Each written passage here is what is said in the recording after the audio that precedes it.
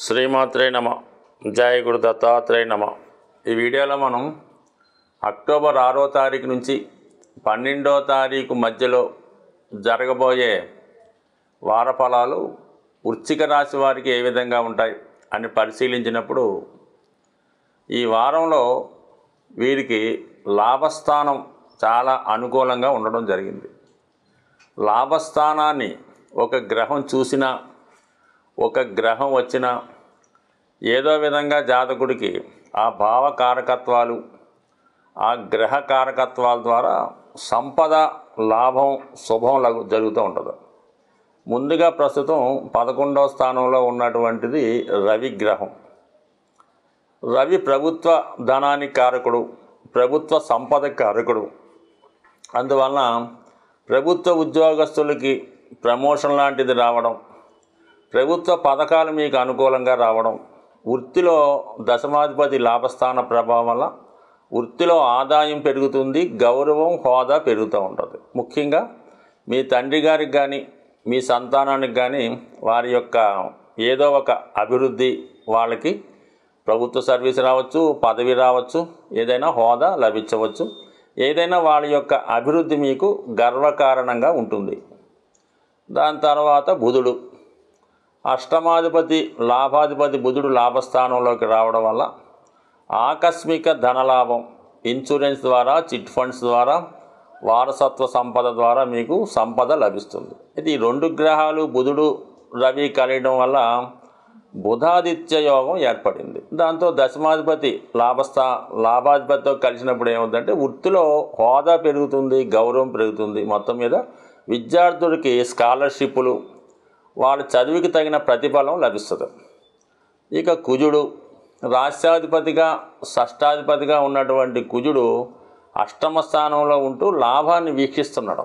So దానివల్ల ఏంటంటే ఏదైనా ఆకస్మికంగా భూములు, స్థిరాస్తుల విలువ పెరగడం వల్ల కానీ, లేదా రుణ ప్రయత్నం వల్ల కానీ, లేదంటే ఏదన్నా మీకు ఇన్సూరెన్స్ అంటే కామన్గా అది జరగకూడదు కానీ ఏదో ఒక ప్రమాదమో, లేదంటే మీ యొక్క వాహనం పోవడం వల్ల, లేదంటే గృహం ఇబ్బంది వల్ల మీరు ఇన్సూరెన్స్ చేసి ఉంటే దాని ద్వారా మీకు ఆ ధనం లభించే అవకాశం ఉన్నది. అలాగే భూములు, స్థిరాస్తులు, ఇది కూడా బాగుంది. ఇక గురువు ధన పంచమాధిపతిగా సప్తమంలో ఉంటూ లాభాన్ని వీక్షిస్తున్నాడు పంచమ దృష్టితో. ఆ కారణం వల్ల వచ్చిన సంపదను ఏం చేస్తాడంటే గురువు చూడటం వల్ల దాన్ని 2-3 రెట్లు పెరుగుతుంది. మీకు ఉదాహరణకి ఏదో 1,00,000 రూపాయలు రావాల్సి ఉంటే గురువు చూడటం వల్ల 3 లక్షలు వచ్చే అవకాశం ఉంది. సో అలాగే సంతానం సహకరించవచ్చు. మీలో ఉన్నటువంటి నైపుణ్యం, టాలెంటు రుజువు చేసుకోవాలి కానీ మీలో ఉన్నటువంటి విద్య ద్వారా కూడా ఆదాయం లభించే అవకాశం ఉంది. సో ఈ విధంగా ఆదాయ వనరులు చాలా అనుకూలంగా ఉన్నాయి. అయితే ఈ ధనం ఏం చేద్దామని ఆలోచిస్తే శుక్రుడు సప్తమ వ్యయాధిపతిగా 12వ స్థానంలో స్వక్షేత్రగతుడై ఉన్నాడు. దీనివల్ల జాతకుడికి సౌకర్యాల మీద ఆసక్తి పెరుగుతుంది. ఏదన్నా ఒక విలాసవంతమైన కారు కొందామని కానీ, గృహాన్ని అందంగా తీర్చిదిద్దుకునే ప్రయత్నంలో మంచి ఫర్నిచరు, అలాగే మొత్తం గృహ ఉపకరణాలు మార్చడం, మంచి ఫర్నిచర్ వేసుకోవడం, ఈ విధంగా ఖర్చు పెట్టవచ్చు. లేదా భార్యకి బంగారు ఆభరణాలు కొనవచ్చు, లేదంటే మీ అమ్మాయికో, మీ కోడలకో, లేదంటే మీ యొక్క మనవరాలకో, అంటే స్త్రీ సంతానానికి కానీ స్త్రీలకి కానీ వారికి తగిన బహుమతులు ఇవ్వడం, వాళ్ళని సంతృప్తిపరచడం, అక్క చెల్లెలను సత్కరించవచ్చు, గృహం కట్టుకోవచ్చు. ఈ విధంగా ఉంది. లేదంటే జీవిత భాగస్వామి అవసరానికి ఏదో ఒక బహుమతి కూడా ఇవ్వచ్చు. అయితే ఏంటంటే ఇది ఎంత ఆదాయం వచ్చినప్పుడు కూడా దాన్ని మించినటువంటి ఎక్స్పెండిచరు ఈ వారంలో మీకు కనబడుతుంది.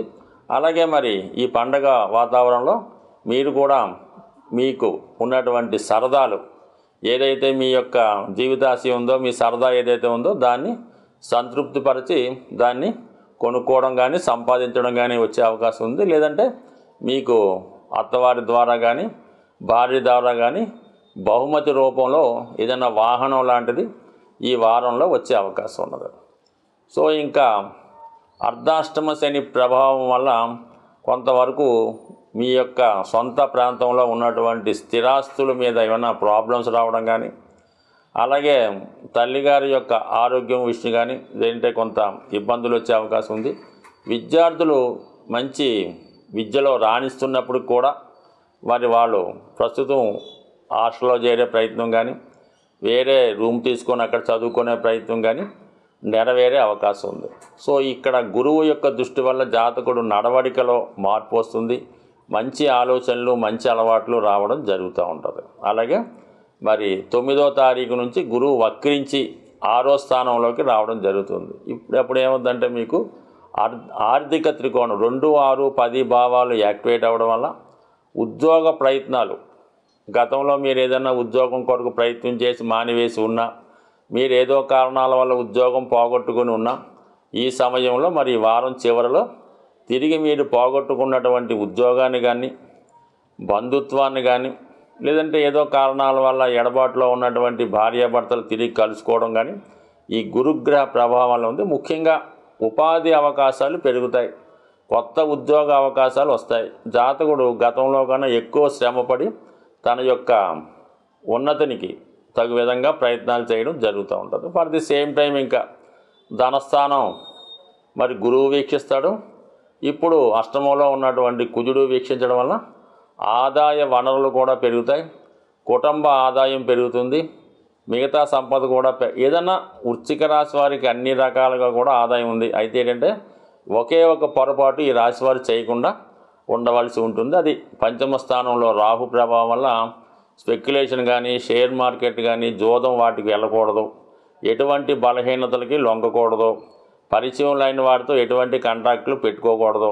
దీనివల్ల మరి మీ యొక్క నేమ్ అండ్ ఫేమ్కి ఇబ్బంది పడుతుంది, చెయ్యని యొక్క తప్పుకి మీరు శిక్ష అనుభవించవలసి వస్తుంది, చెప్పుకోలేని బాధలు కలిగే అవకాశం ఉంది. కాబట్టి ఎప్పుడూ కూడా మీరు అటువంటి వాటికి వెళ్లకుండా జాగ్రత్తగా వ్యవహరిస్తే మిగతా విషయాలన్నీ అనుకూలంగా ఉన్నాయి. కాబట్టి కేవలం ఇటువంటి ఈజీ మనీకి మరి అటువంటి పరిచయాలకి దూరంగా ఉంటే మంచిది. చాలా సందర్భాల్లో ఈ యొక్క గోచార రీత్యా కానీ జాతక రీత్యా కానీ గ్రహాల స్థితి అనుకూలంగా లేనప్పుడు మనకి ప్రతి సంవత్సరం వచ్చే కొన్ని పర్వదినాలు ఈ గ్రహాల యొక్క దోషాలని తీర్చుకోవడానికి ఒక మంచి మార్గాన్ని ఇవ్వడం జరుగుతూ ఉంటుంది. సో ముఖ్యంగా ఎవరైతే ఎక్కువ కష్టాలు అనుభవిస్తున్నారో, ఇంకా మా వల్ల ఏమీ చేయలేకపోతున్నాం అనుకున్న వాళ్ళకి సర్వసాధారణంగా అందరూ పాటిస్తున్నది ఏంటంటే మరి ఈ కార్తీక మాసంలో చాలా వరకు ఈ దసరా ప్రారంభంలో కానీ విజయదశమి రోజున కానీ స్వామి అయ్యప్ప మాల ధరించి మాలధారణ చేస్తూ దాని తర్వాత వాళ్ళ యొక్క జీవితాన్ని సంపూర్ణంగా మార్చడం అన్నది చాలామంది చూస్తుంటాం. అంటే ముఖ్యంగా ఈ ఆశ్వీజ మాసం, రాబోయే కార్తీక మాసం జాతకుల యొక్క దోషాల్ని పాపాలని కడుక్కునే విధంగా సహకరిస్తూ ఉంటాయి.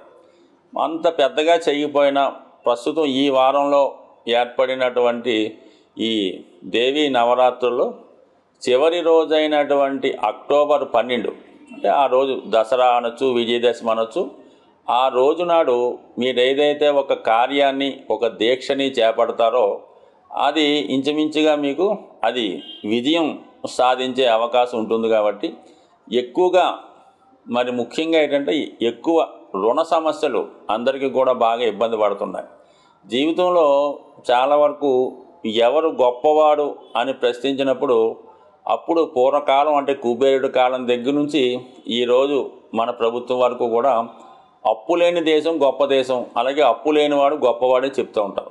అటువంటి రుణాల నుంచి బయటపడాలంటే కేవలం ఆర్థికపరమైన రుణమే కాదు, చాలా రుణాలు ఈ మానవుల్ని ఇబ్బంది పెడుతూ ఉంటాయి.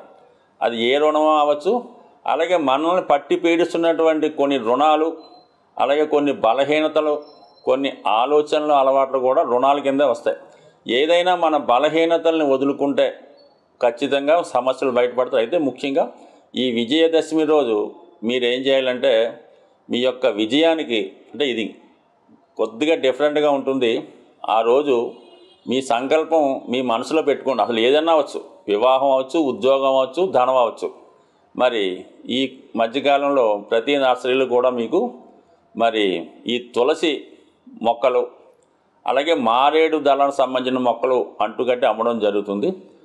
వీలైతే ఆ రోజు ఈ మారేడు మొక్క అలాగే తులసి మొక్క చక్కగా అది మీరు బిల్డింగ్లో ఉన్నా, అపార్ట్మెంట్లో ఉన్నా, రూమ్లో ఉన్నా, ఎక్కడన్నా పర్లేదు 2 సెపరేట్ కుండీల్లో, ఒకటి మారేడు మొక్క, 2 తులసి మొక్క ఆ రోజు విధి విధానంగా దాన్ని మీరు నాటి తెచ్చి పెట్టుకొని విధి విధానంగా పూజ చేసి, వీలైతే అక్కడ నుంచి వాటిని మీరు ఎంతగా మీరు ఒక చిన్నపిల్లల్ని ఎంత జాగ్రత్తగా చూస్తారో అంత జాగ్రత్తగా చూసుకోండి.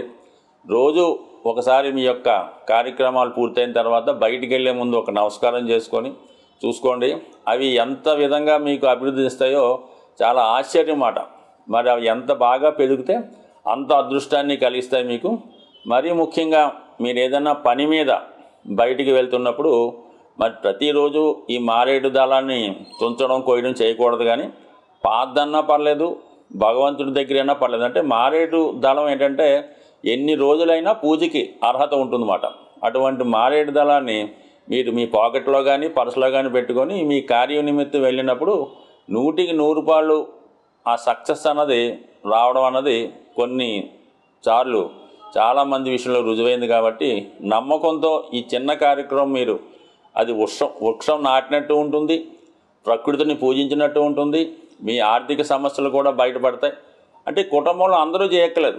ఆ కుటుంబంలో ఉన్నటువంటి అన్ని సమస్యలకి కుటుంబంలో ఎవరో ఒకరు దాన్ని జాగ్రత్తగా పెంచుకుంటే చాలా వరకు మీ యొక్క ఆర్థిక సమస్యలు నెరవేరుతాయి. మరి ఆ మధ్యకాలంలో మన హైదరాబాద్ సిటీలో కూడా ఈ మారేడు మొక్కలు, తులసి మొక్కలు కూడా విరివిగా గవర్నమెంట్ వారే పంచడం జరిగింది. దాన్ని బట్టి ఆలోచించుకోండి వాటి యొక్క ప్రత్యేకత ఏంటో. స్వస్తి.